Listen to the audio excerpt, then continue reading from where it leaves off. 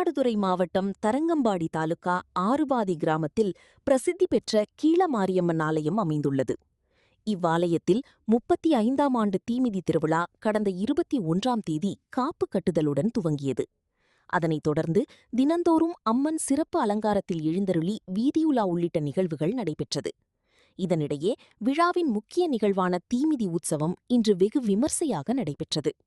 முன்னதாக காவிரி கரையிலிருந்து சிறப்பு பூஜைகளுடன் சக்தி கரகம் புறப்பாடாகி மஞ்சளுடை உடுத்திய காப்பு கட்டி விரதமிருந்த பக்தர்கள் ஏராளமானோர் மேளதாள வாத்தியங்கள் முழங்க ஊர்வலமாக ஆலயத்தை வந்தடைந்தனர். அங்கு கோவிலின் முன்பு அமைக்கப்பட்டிருந்த தீக்குண்டத்தில் சக்தி கரகம் இறங்கியதைத் தொடர்ந்து விரதமிருந்த பக்தர்கள் தீமிதித்து தங்களது நேர்த்திக்கடனை செலுத்தினர். பக்தர்கள் குழந்தைகளை தூக்கிக் கொண்டும் தீக்குழியில் நடந்து வந்தும் தீமிதித்து மீசிலிருக்க வைத்தது. மேலும் 16 அடி நீளம் கொண்ட அலகினை வாயில் குத்தியபடி பக்தர்கள் தீமிதித்த காட்சி அங்கிருந்தவர்களை பக்தி பரவசமடையச் செய்தது. பின்னர் சுவாமிக்கு மகா தீபாராதனை காண்பிக்கப்பட்டது. இதில் ஆறுபாதி மற்றும் சுற்றுவட்டார கிராமங்களைச் சேர்ந்த ஏராளமான பக்தர்கள் பங்கேற்று சுவாமி தரிசனம் செய்தனர்.